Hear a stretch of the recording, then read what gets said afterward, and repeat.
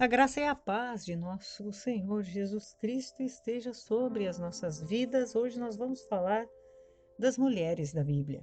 No Antigo Testamento, grandes mulheres, grandes exemplos que o Senhor nos deixou para que nós aprendêssemos com elas, com o que elas nos deixaram de ensinamento. E com certeza muitas de nós, das nossas vidas, se parecem com a vida delas. Depois nós vamos mais no final falar sobre o que Jesus fez, né? O que mudou na vida da mulher quando Jesus veio sobre a terra. Muita coisa mudou. A mulher não era considerada quando Jesus veio ao seu ministério pregar a palavra. A vida da mulher mudou e muito. Então, mas hoje nós vamos compartilhar algumas mulheres, algumas servas do Senhor do Antigo Testamento e ver os seus exemplos para as nossas vidas e o que nós podemos aprender através delas. Primeiramente, convido a ficar comigo até o final. Comenta, curte, compartilha essa mensagem para que mais vidas sejam edificadas através da palavra de Deus. E nós vamos começar então com Ana, a mãe do profeta Samuel. Ela era uma mulher que não conseguia ficar grávida e o seu coração carregava amargura. E um certo dia ela se derramou diante do Senhor, deixando diante dele toda a sua queixa, todo o seu fardo, toda a dor, porque ela era provocada pela sua rival. E ela então era uma mulher assim que tinha entendimento da vontade de Deus. Ela era uma mulher consagrada, uma mulher com domínio próprio, porque ela nunca se entregou às provocações desta outra mulher de Penina, então, que a provocava constantemente, e ela foi à presença daquele que poderia resolver o seu problema. Ela foi aos pés do Senhor e lá ela deixou o seu fardo e lá ela fez uma aliança com Deus. Uma mulher de fidelidade, de compromisso com aquilo que ela fazia de alianças com Deus. Isso nós podemos aprender com Ana, uma mulher de domínio próprio, que não caiu na cilada do inimigo, que não levou nada para o lado pessoal, mas levou tudo aos pés do Senhor, fez uma aliança com Deus, Deus ouviu a sua oração, ela cumpriu a aliança e Deus a abençoou. Ela sabia onde estava o socorro, uma mulher que tinha temor e realidade da presença de Deus. Outra que nós vamos falar também é Raabe, a prostituta. Sim, uma prostituta. Deus escolhe as coisas loucas do mundo, diz a palavra. Nesta época, eu creio que trabalhar como prostituta devia ser um serviço muito inferior. E esta mulher, ela foi uma mulher muito sábia, porque ela aprendeu pelas histórias que ela ouvia. Ela ouviu falar de um povo que atravessou o Mar Vermelho, de um Deus que abriu o mar, e através dessas histórias que ela ouvia contar, ela sabia que existia um Deus maravilhoso no meio de Israel. E quando os espias entraram na cidade de Jericó para espiar a terra, ela acolheu os espias e ela fez uma aliança com eles e um propósito com Deus. Ali ela entregou a sua vida para Deus e ali ela se rendeu ao Senhor, cumpriu aquilo que ela tinha prometido. Então ela era uma mulher de palavra, uma mulher muito, muito sábia, porque ela aprendeu daquilo que ela ouviu, a pregação que ela ouviu, a história que ela ouviu, serviu para que o seu coração tivesse atento aos mistérios e às revelações do que aquele povo trazia, o que aquele povo tinha, que Deus era aquele, né? Então ela foi uma mulher assim que ela foi muito sensível e as revelações das coisas de Deus em um tempo em que a mulher não era considerada importante, muito mais uma prostituta. E esta mulher então entrega a sua vida a Deus, se casa com um israelense e gera Boaz. Boaz então é o filho de Raabe, que está em Jerusalém, e posteriormente Boaz se casa com Ruth, que é outra grande mulher que nós temos na palavra de Deus. Ruth, a moabita, não nasceu em Jerusalém, a mulher cheia de dores, de sofrimentos, que podia ter chegado em Jerusalém e ter se ficado numa postura, se sentindo, né, importante, se sentindo, achando que não poderia passar pela circunstância que ela estava, mas não, ela foi também fazer um serviço que era o serviço mais humilde que se fazia, que era colher aquilo que sobrava nas lavouras. E ela foi com a sua humildade, creio que o coração estava assim entristecido pelas percas que ela sofreu, e ela então foi colher as espigas no campo de Boaz. Casou com Boaz e gerou Obed.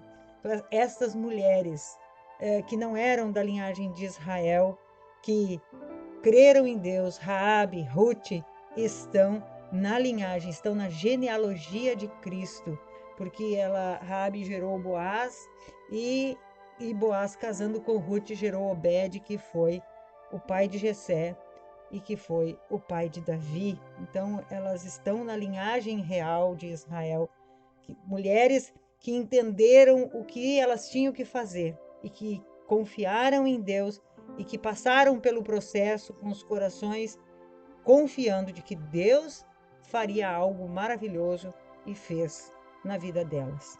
Outra outra personagem que eu também me chama muito a atenção, porque a gente não sabe o nome, é a serva de Naamã, uma menina que foi levada para fora de Israel, para a Síria, e lá ela era empregada doméstica. Isso sempre me liga, né, a esses serviços de trabalhar de doméstica, de trabalhar nas casas, né? Essa menina trabalhava lá e trabalhava com alegria, trabalhava com empenho, com dedicação, porque ela se dava com os patrões, com seus senhores. Porque um dia ela viu Naamã com lepra e disse: "Ah, se o meu senhor estivesse em Israel, lá tem um homem de Deus para curá-lo." E ela foi ouvida, ver os patrões, como ela tinha um relacionamento íntimo com os patrões, porque ela deu o conselho para sua senhora e ela levou o conselho ao seu senhor, que era Naamã, e ele foi a Israel e realmente ele foi curado. Então, é uma mulher com trabalhos, com serviços domésticos e que ganhou estas almas para o Senhor. Naamã voltou encantado com tudo, com toda a experiência que ele teve com Deus.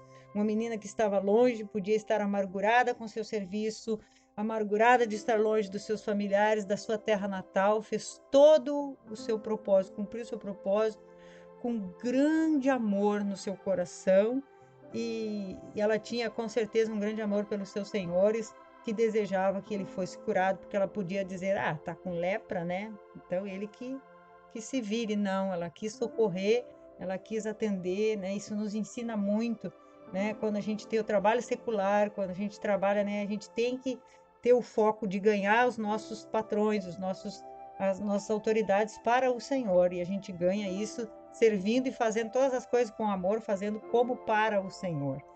Outra grande mulher que também sempre me chama a atenção é Débora, a juíza que derrotou os cananeus. A mulher da qual o seu comandante chegou para ela e disse: "Se tu não for para a guerra conosco, nós não vamos."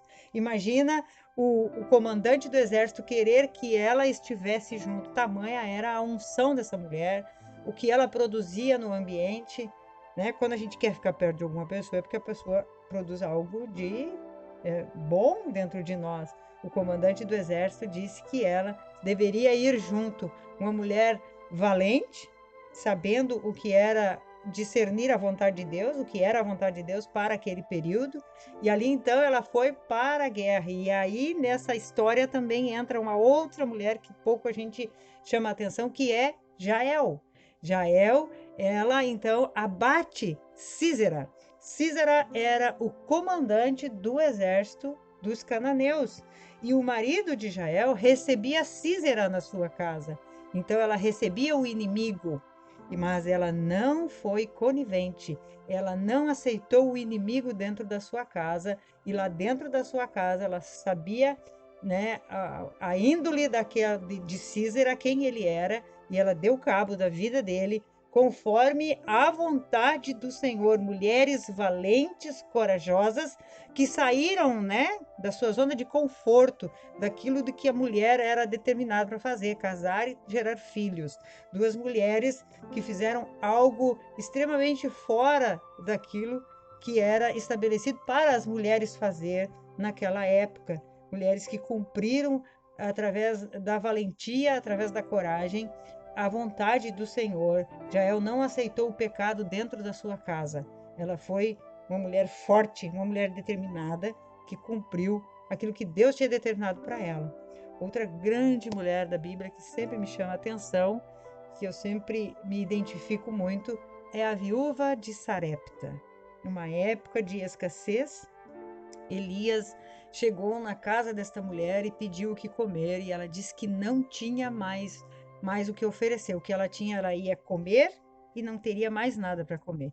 E aí então Elias disse: vai lá dentro e faz um bolo e traz para eu comer. Então, aquele pouco que ela tinha, Elias pediu para si, para ele, e ela obedeceu a palavra de Elias. Confesso que se sou eu nesse caso, eu não faria isso. Eu ia fazer primeiramente para mim, para minha casa, para minha família, e depois o que sobrasse eu daria ao profeta. Mas o profeta disse: não, vai lá e faz, por quê? Porque ele liberou para ela uma promessa e ela se firmou nesta promessa. E ele disse: a farinha da tua panela não se acabará e o azeite da tua botija não faltará até que chova em Israel. E ela confiou no profeta, uma mulher que não tinha nada concreto para se firmar. É um tempo que não chovia, um tempo de escassez. A comida estava terminando, ela estava no final, né? Os seus armários estavam vazios, ela não tinha provisão de nada, mas o profeta foi lá e disse uma palavra, e ela creu naquilo que o profeta disse, ela confiou na palavra do profeta e Deus a abençoou e trouxe a provisão para a sua casa. Veja que mulher cheia de fé, independente das circunstâncias externas, das circunstâncias naturais, ela confiou naquilo que o profeta disse. Outra grande mulher que nós vemos no Antigo Testamento é Esther, a rainha Esther. Ela então, esta mulher, ela tinha uma noção muito nítida do que era a vontade de Deus e o que Deus queria estabelecer através dela. Ela arriscou a sua vida para entrar na presença do rei. Ela não poderia entrar e ela se arriscou e ela convocou o povo, né? Ela soube a estratégia de guerra, ela soube discernir, convocou o povo para o jejum, o povo jejuou e ela foi abençoada ao entrar na presença do rei. Ela poderia ter usado a sua beleza para se safar, para ter uma conversa com o rei e livrar e tirar o dela fora. Não, ela se comprometeu a ela se arriscar por todo o povo de Deus, e Deus honrou então esta mulher e deu o livramento a ela e fez uma grande obra através da vida dela, livrando todo o povo judeu naquele período. Então nós vemos um pouco, né, várias outras mulheres, né, enfim, Elia, Sara, Joquebede, a mãe de Moisés, e tantas outras grandes mulheres nós vemos no Antigo Testamento.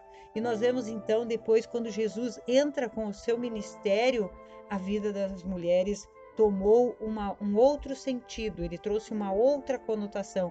Elas foram mulheres com mais voz, ele trouxe a mulher mais para a cena dos seus milagres e das pregações e da semeadura da palavra. Jesus levantou as mulheres para que elas levassem a sua palavra, para que elas alcançassem vidas.